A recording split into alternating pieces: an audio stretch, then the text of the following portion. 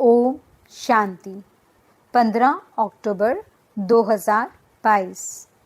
मीठे प्यारे बाबा के आज के मधुर महावाक्य। आज की मुरली में बाबा हमें समझाते कि हम बच्चों को प्रेम स्वरूप बनना है। हमें मुख से कभी भी दुख देने वाले बोल नहीं बोलने हैं, कभी क्रोध नहीं करना है। अंदर में जो भूत हैं उन्हें निकालना है। बाबा कहते कि बच्चों को सवेरे सवेरे उठ और खास भोजन के समय बाबा की याद में रहना है और एक दो को भी बाप की याद दिलानी है। धंधा आदि करते हुए भी स्वदर्शन चक्रधारी बनना है। मालिकपन की स्मृति में स्थित रह अपने संकल्पों को ऑर्डर प्रमाण चलाना है। स्व के प्रति और सर्व के प्रति आत्मिक भाव रखना है। अपने अनादि और आदि संस्कारों को स्मृति में रख समर्थ बनना है। आज की मुरली में मातेश्वरी जी के भी बहुत मीठे अनमोल महावाक्य हैं। तो चलिए सुनते हैं आज की मीठी प्यारी मुरली।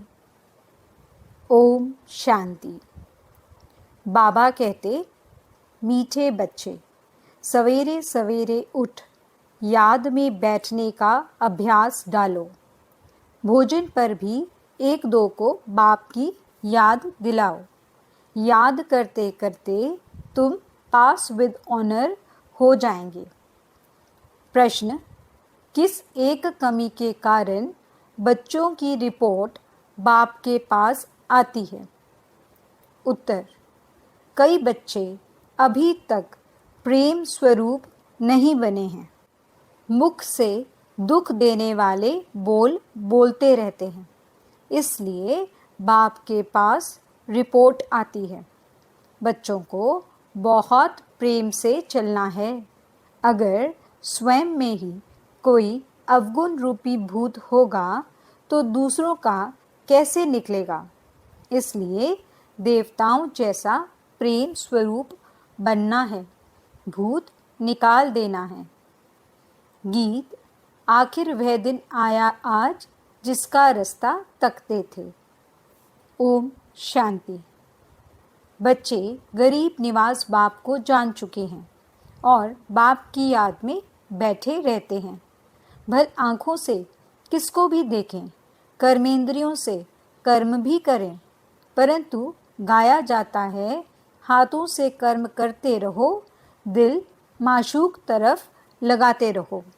ब्राह्मण कुलभूषण जानते हैं और उनसे ही बाप बात करते हैं कि आधा कल्प तुमने बाप को याद किया। ड्रामा अनुसार अब तुमको बाप की स्मृति आई है कि सृष्टि चक्र कैसे फिरता है। सारी दुनिया विस्मृति में है। बाप की रचना को और बाप के पतित से पावन बनाने व सर्व की सद्गति करने के कर्तव्य को कोई भी नहीं जानते। तुम रचयिता और रचना के आदि मध्य अंत को जानते हो। तुमको स्मृति आई कि सृष्टि चक्र कैसे फिरता है। हम 84 का चक्र कैसे लगाते हैं। जिन्होंने सतयुग से लेकर कलयुग के अंत तक पाठ बजाया है वही अभी भी बजाएंगे। सतयुग से लेकर कलयुग तक जन्म लेते नीचे उतरते आए हैं। अब कलयुग अंत में तुम्हारी चढ़ती कला है। कहते हैं चढ़ती कला तेरे भाने सर्व का भला। तो तुमको सारी स्मृति आई है। इसको कहा जाता है स्मृति लब्धा नष्टो मोहा। किस द्वारा स्मृति आई है? बाप द्वारा। अपने आप स्मृति नहीं आई। तुम जानते हो हम आत्मा परम पिता परमात्मा की संतान है। यह शरीर तो लौकिक बाप ने दिया। अब पारलौकिक बाप कहते हैं यह पुराने शरीर का भान छोड़ो। जैसे सर्प पुरानी खाल छोड़ता है और नई लेता है। यह बात सतयुग से लगती है, तो तुम भी सतयुग से लेकर खाल छोड़ना शुरू करेंगे। अब तुम्हारा अंतिम जन्म है। बाप कहते हैं बाकी थोड़ा समय है, तुमको धीरज मिला है, तुम खुशी में हो कि हम फिर से बाप द्वारा सुख का वर्षा पा रहे हैं। सुख का वर्षा तो बाप द्वारा मिलेगा ना। यह बात कोई मनुष्यों की बुद्धि में नहीं आती। वह लक्ष्मी नारायण के मंदिर में जाएंगे तो उनकी बुद्धि में यह नहीं आएगा कि यह कौन है। यह तो भक्ति मार्ग में हाथ जोड़कर कहते रहते हैं, तुम मात पिता। शिव बाबा तो सबसे बड़ा ठहरा। शिव बाबा बागवान भी है, क्योंकि नए दैवी बगीचे का कलम लगाते हैं, तो खुद माली भी है और हाथ पकड़कर साथ ले जाते हैं। तो बाबा माली, बागवान और खिवैया कैसे है, यह सब तुम बच्चे ही जानते हो। यह सब अनेक नाम हैं। उनको लिबरेटर भी कहते हैं। याद भी उनको करना है। बाबा कहते हैं यहाँ आते हो तो शिव बाबा को याद करके आओ। हमने तो शिव बाबा को अपना बनाया है, ब्रह्मा ने भी उनको अपना बनाया है, तो हम उनको ही क्यों ना याद करें। चित्र में भी दिखाया है, सभी शिव को मानते हैं। बाबा आत्माओं से बात करते हैं। आत्मा न कह जीव आत्मा कहेंगे, क्योंकि जब आत्मा अकेली है तो बोल नहीं सकती। शरीर बिगड़ आत्मा आत्मा से बात नहीं करती। परम धाम में क्या परमात्मा आत्मा से बात करेंगे? भल कह देते क्राइस्ट को परमात्मा ने भेजा, परंतु वहाँ परमात्मा बोलता नहीं है, वहाँ इशारा भी नहीं होता। ड्रामा अनुसार आत्मा आपे ही पाठ बजाने नीचे आ जाती है।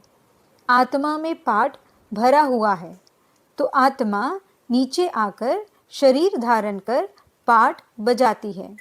शरीर का नाम तो सबका अलग है, आत्मा का नाम तो आत्मा ही है। हम आत्मा एक शरीर छोड़ दूसरा ले पाठ बजाते हैं। अब हमको स्मृति आई है और कोई की याद नहीं होनी चाहिए, क्योंकि पुरानी दुनिया में पुराना पाठ, पुराना शरीर छोड़ नई दुनिया में जाना है। वहाँ नया शरीर हमको मिलना है। तो इससे मतलब निकलता है कि अभी 5 विकारों को छोड़ना है, तो कितनी मुश्किलात होती है।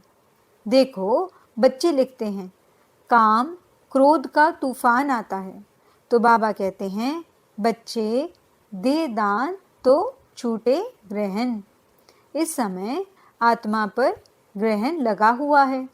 पहले तुम 16 कला संपूर्ण थे, अब 9 कला है। जैसे चंद्रमा की भी पूर्णमासी के बाद धीरे धीरे कला कम होती जाती है, अंत में जरा सी लकीर रह जाती है। तुम्हारी भी अभी वही अवस्था है। बाबा कहते हैं दे दान तो छूटे ग्रहण। अगर विकारों का दान देकर फिर वापस लिया तो ऊंच पद पा नहीं सकेंगे। यहाँ विकारों की ही बात है, पैसे की बात नहीं। हरिश्चंद्र का मिसाल, धन दान में देकर वापस नहीं लेना चाहिए। वास्तव में है विकारों की बात, विकार दान में देकर वापस नहीं लेने चाहिए। दिल अंदर देखते रहो कि हमारी दिल बाबा से लगी हुई है, जिससे हमारा जन्म जन्मांतर का ग्रहण छूटा है। समय तो लगता है, एकदम तो नहीं छूटता। जो कर्म भोग रहा हुआ है उसकी निशानी है बीमारी। तूफान आते हैं, इसका कारण पूरा योग नहीं है। बाप कहते हैं और संग तोड़ मुझ एक संग जोड़ो। और सत्संगों में माशूक को जानते नहीं, यह भी नहीं जानते कि आत्मा में 84 जन्मों का अविनाशी पाठ नूंधा हुआ है। पहले हमारी बुद्धि में भी नहीं था, तो औरों की बुद्धि में कैसे होगा? जो हम देवता घराने के थे वह भी नहीं जानते थे। अब तुमको स्मृति आई है कि हम ब्राह्मण हैं। फिर सतयुग में प्रारब्ध शुरू हो जाएगी। फिर जो कर्म हर एक ने सतयुग में किए थे वही रिपीट करेंगे। संस्कार इमर्ज होते जाएंगे। ये जब बाबा की महिमा करते हैं, ज्ञान का सागर, प्रेम का सागर, तो हम भी प्रेम सीख रहे हैं। हमारे मुख से ऐसे शब्द नहीं निकलने चाहिए जो किसको दुख मिले। अगर किसी को दुख दिया तो समझना चाहिए हमारे अंदर भूत है, फिर लक्ष्मी को वर नहीं सकेंगे। बाप के बने हैं तो लक्ष्मी को वरने लायक बनना चाहिए। बड़े प्रेम से चलना चाहिए। देखो बाबा के कितने बच्चे हैं, तो भी बाबा क्रोध थोड़े ही करते हैं। तो तुमको भी बड़ा प्रेम स्वरूप बनना है। अभी कई बच्चे प्रेम स्वरूप नहीं बने हैं। कभी कभी रिपोर्ट आती है तो वे भी समझ जाते हैं कि इनमें भूत है। जिसमें खुद भूत है वह औरों का क्या निकालेंगे। बड़ा प्रेम स्वरूप बनना है और यहाँ ही बनना है। देवता प्रेम स्वरूप है ना। देखो लक्ष्मी नारायण का चित्र कितना खींचता है, तो हमको भी ऐसा बनना है। तुमको पति क्रोध करता है तो भी प्रेम से बात करनी है। यह नहीं उनमें भूत हैं तो मुझ में भी आ जाएं। नहीं, मेरे में जो अवगुण हैं कैसे भी करके अवगुणों को निकालना है। बहुत बहुत मीठा बनना है। किसी ने कहा लौकिक बाप गुस्सा करता है, तो मैंने कहा कि जब वह क्रोध करता है तो तुम अच्छे अच्छे फूल चढ़ाओ तो वह वंडर खाए, फिर वह ठंडा हो जाएगा। बड़ा युक्ति से समझाना है, क्योंकि रावण राज्य है ना। हम हैं राम की संप्रदाय। खुद न बने तो दूसरों को क्या बनाएंगे। इसलिए स्थापना में देरी पड़ती है। एक तो प्रेम से चलना है, दूसरा स्मृति में रहना है, स्वदर्शन चक्रधारी बनना है। धंधा तो करना ही है, इसलिए सुबह का समय बहुत अच्छा है। कहते हैं ना, सवेरे सोना सवेरे उठना। इसलिए सवेरे सवेरे उठ यहाँ आकर बैठो तो 5 मिनट भी याद ठहरेगी। फिर धीरे धीरे आदत पड़ने से याद पक्की हो जाएगी। अच्छा, खाना खाते हो तो देखो कि कितना समय बाबा की याद में खाया। अगर सारा समय याद किया तो वह भी बड़ी बहादुरी है। भोजन पर 1-2 को इशारा देना है कि बाप को याद करो। एक एक गिट्टी पर याद दिलाओ। हमारा है ही सहज योग। अभी बुद्धि में ज्ञान आया है। परमपिता परमात्मा को सर्वशक्तिमान कहते हैं, तो उनमें भला क्या शक्ति है? यह नहीं कि बॉम्ब्स बनाने की शक्ति है। नहीं, उनको याद करने से विकर्म विनाश हो जाते हैं। यह शक्ति है ना। देखो है कितना भोला और शक्ति कितनी है। यथार्थ रीति याद करने में मेहनत है ना, तो मेहनत करनी चाहिए। सुबह का समय अच्छा होता है। भक्ति में भी सवेरे सवेरे उठते हैं। ज्ञान में भी सवेरे का समय बहुत अच्छा है। बाप कहते हैं, मैं कल्प में एक ही बार आता हूँ तुमको साथ ले जाने के लिए, तो बिल्कुल खुशी खुशी से जाना है। दुख धाम से निकलना है। ऐसी स्मृति होगी तो डरेंगे नहीं। कितनी भी परीक्षाएं आएं तो भी स्मृति पक्की रहनी चाहिए। ऐसी अवस्था जमानी है। अब तुम बच्चों को हम सो हम का अर्थ भी समझाया है। हम सो परमात्मा नहीं, लेकिन परमात्मा का बच्चा हूँ। यह हो गया हम सो के चक्र का दर्शन। इस याद से ही खाद निकलेगी। खाद निकालने का समय ही है अमृत वेला। तो पास विद ऑनर बनने के लिए कृष्णपुरी का मालिक बनाने वाले बाप को याद करना है। अच्छा, मीठे मीठे सिकिलदे बच्चों प्रति माता पिता बाप दादा का याद प्यार और गुड मॉर्निंग। रूहानी बाप की रूहानी बच्चों को नमस्ते। हम रूहानी बच्चों की रूहानी बाप दादा को दिल व जान सिक व प्रेम से नमस्ते नमस्ते नमस्ते जी। गुड मॉर्निंग बाबा, शुक्रिया बाबा। धारणा के लिए मुख्य सार। पहला पॉइंट, धंधा आदि करते भी स्वदर्शन चक्रधारी बनकर रहना है। 1-2 को बाप की याद दिलानी है। कितनी भी परीक्षाएं आ जाएं तो भी स्मृति में ज़रूर रहना है। दूसरा पॉइंट, विकारों का दान देकर फिर कभी वापस नहीं लेना। किसी को भी दुख नहीं देना है, क्रोध नहीं करना है। अंदर जो भूत हैं उन्हें निकाल देना है।